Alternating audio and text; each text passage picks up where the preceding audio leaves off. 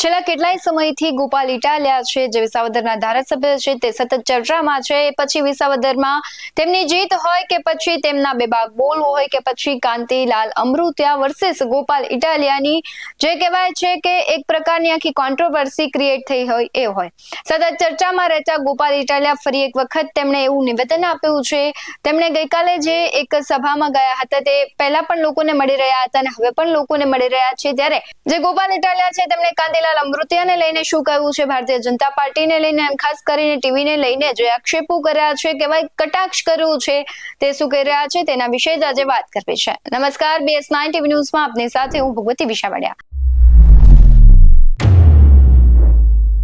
આમ તો વિસાવદરની ચૂંટણી જાહેર થયાની સાથોસાથ જ જે ગોપાલ ઇટાલિયા છે તે મહેનત કરવા લાગી ગયા હતા અને મહેનતનું ફળ રૂપે તે હવે વિસાવદરના ધારાસભ્ય બન્યા છે અને હવે જે છેલ્લા 2-4 દિવસથી જે કોન્ટ્રોવર્સી ચાલી રહી હતી, ગોપાલ ઇટાલિયા અને મોરબી માળિયાના ધારાસભ્ય કાંતિલાલ અમૃતિયા છે, બંને એકબીજાને ચેલેન્જ આપી રહ્યા હતા અને ગઈકાલે ચેલેન્જનો કહેવાય છે કે નિર્ણય આવી ગયો। ગોપાલ ઇટાલિયા છે તે સચિવાલય ખાતે ન પહોંચ્યા, કાંતિલાલ અમૃતિયા છે તેમની 12:30 જેવા વાગ્યા સુધી તેમણે એની રાહ જોઈ, પરંતુ તે પહોંચ્યા નહીં ને કહેવાય છે કે એક આખો રાજકીય સ્ટન્ટ હોય તેવું પણ કહેવાયું છે।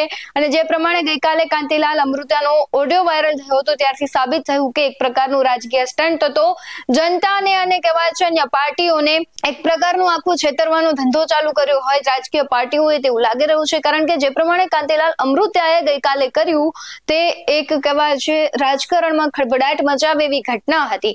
ત્યારે ગઈકાલે જ્યારે ગોપાલ ઇટાલિયા છે તે સતત પોતાના કામો ધારાસભ્ય બન્યા પછીથી ચાલુ કરી દીધા છે અને તેના ભાગરૂપે જ તે લોકોને મળી રહ્યા છે, ગામ લોકોમાં જે પ્રશ્નો છે તે જાણી રહ્યા છે। ત્યારે એક ગામમાં તે ગયા હતા અને તેમણે ભારતીય જનતા પાર્ટી પર પ્રહારો કર્યા છે, કાંતિલાલ અમૃતિયા પર પ્રહારો કર્યા છે અને ખાસ ટીવી ચેનલો છે તેને ટકોર કરી છે કે તે એક બાજુ જ બધું બતાવી રહ્યા છે, મને નથી પૂછી રહ્યા તેવી તેમણે ટકોર કરી છે।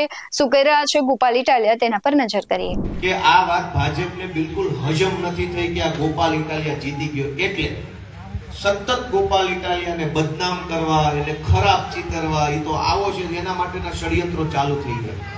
પહેલું ષડયંત્ર ભાજપે એવું કર્યું કે મારા નામની એક પત્રિકા બનાવી જેમાં મારો ઉપર મોટા અક્ષરે નંબર લખ્યો, મોબાઈલ નંબર, મારો ફોટો મૂક્યો, હેઠે એવું લખ્યું કે હવે હું ધારાસભ્ય થઈ ગયો છું, ઊભા તમારે બોલો, BPL કાર્ડ જોતું છે, મકાન જોતું છે, ગટર નખાય, રોડ બોલો, ઊભા રીંગણા વેચવા નીકળ્યા, એવી રીતે અંદર લખ્યું।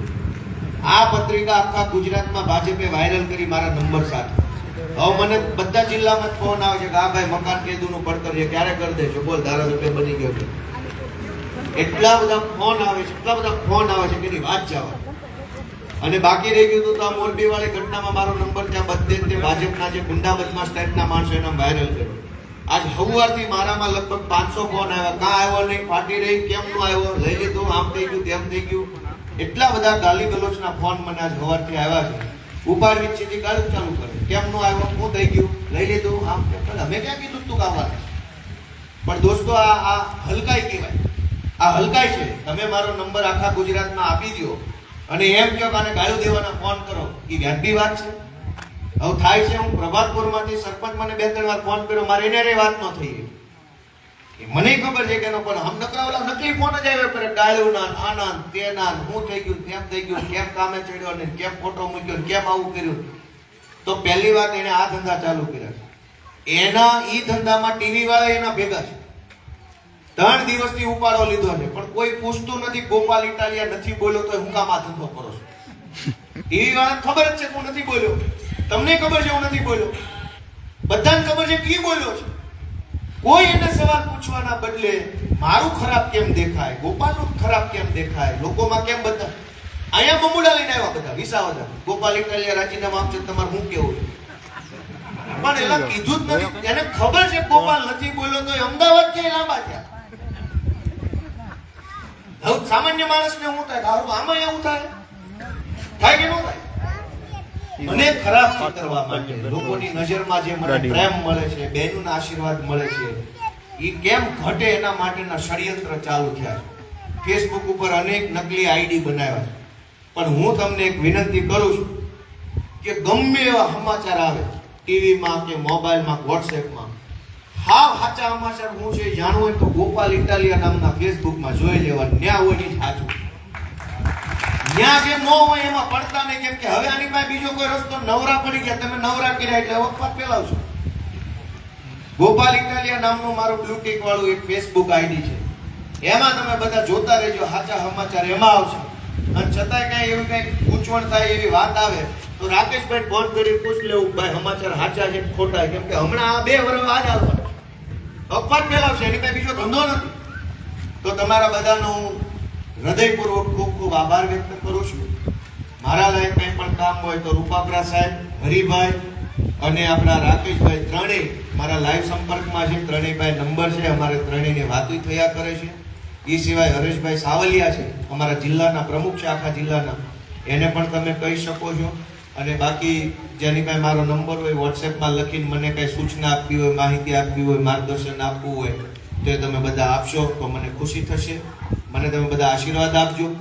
મારે એક જ વસ્તુની ખાતરી છે કે કામ હું કરી રહ્યો છું, કામ હું કરવાનું છું, પણ જાણતા કે અજાણતા મારાથી કોઈ ભૂલ થાય તો મારું ધ્યાન દોરજો. હું નવો માણસ છું, પહેલી વખત ધારાસભ્ય બન્યો. ક્યારેય મારી દાનત ખરાબ નહીં હોય. કોક માણસ નેતા બને એટલે એની પાસે 100 પ્રશ્નો આવે, 100 પ્રશ્નોની અંદરથી એ માણસે રસ્તો કાઢવાનો હોય. હું જરાક ઉંમર અનુભવમાં નાનો છું, પણ હું તમને 1000% એ વાતની ખાતરી આપું કે હું જે કાંઈ કામ કરીશ એમાં મારી દાનત ખરાબ નહીં હોય. કામ ઓછું થશે, કામ વધુ થશે, કામ પૂરું થશે, કામ અધૂરું થશે, પણ મારી દાનત ક્યારેય ખરાબ નહીં હોય. એ વાતને તમે કાયમ માટે ધ્યાનમાં લેજો. તમને જે દિવસે એમ લાગે ગોપાલની આમાં ખરાબ દાનત છે, તે દિવસે મને ગામમાં આ વિષય નહીં, તમે આવવા દેતાય નહીં. કામ અધૂરું, વહેલું મોટું, નાનું મોટું થાય, ઈરાદો ખરાબ નહીં હોય મારો, એ મારી ખાતરી છે. કેમ કે મારે ઘણું આગળ જવાનું, આ થોડું ઉભું રહેવાનું છે.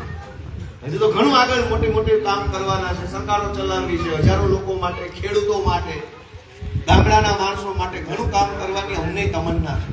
તો તમે બધાએ પ્રભાતપુર ગામે આખા પંથકે મારી જેવા નાના જુવાનિયા ઉપર ભરોસો મૂક્યો, મને એક તક આપી, તમે બધાએ આશીર્વાદ આપ્યા, એ બદલ હું તમારા બધાનો ઋણી છું, તમારા બધાનો ખૂબ ખૂબ આભારી છું. બહેનોનો વિશેષ હું આભાર માનું છું, કેમ કે આ આખી ચૂંટણીમાં મેં જોયું કે ગામડેથી બહેનોને બહુ હરખ હતો ચૂંટણી પહેલા, અને ચૂંટણી પછી 4 ગણો હરખ વધી ગયો છે. હું જે ગામમાં જાઉં ત્યાં મને ચોખ્ખું દેખાય છે બહેનો બહુ હરખમાં છે.